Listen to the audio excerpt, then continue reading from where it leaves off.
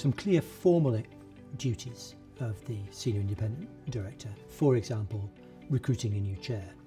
Or, for example, if for whatever reason shareholders decide they don't want to speak to the chair or they don't want to speak to the CEO or both, then you're an alternative route. Firstly, I think it's about being available. Available to the chair, available particularly to shareholders, available to other NEDs on the board. And that means you've got to be proactive in making sure people know you're available. There are some very important and very interesting things that you need to do as a senior independent director. The first one is just basically be a sort of sounding board for the chair.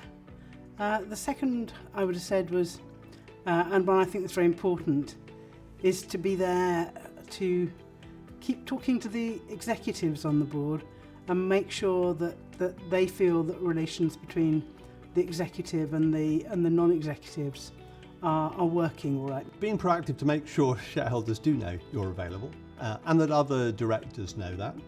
And also to the CEO, just checking in, how's it going with the chair and so on. There aren't many people they can talk to about that. In general, I think, looking out for board relationships, making sure, sort of keeping an eye on all of the board members in a way, trying to notice if there are people who are not contributing, or trying to pick up if there's something gone wrong.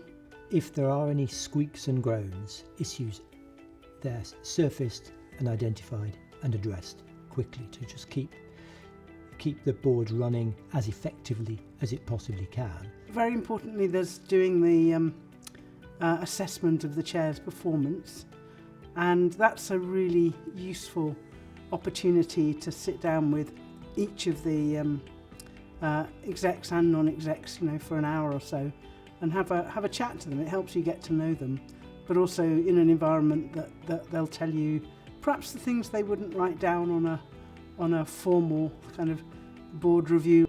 I remember when the then chair asked me would I be willing to be the SID, and I said, well, how do you see the role? He said, the most important thing you might have to do is to tell me it's time to go before I'm timed out.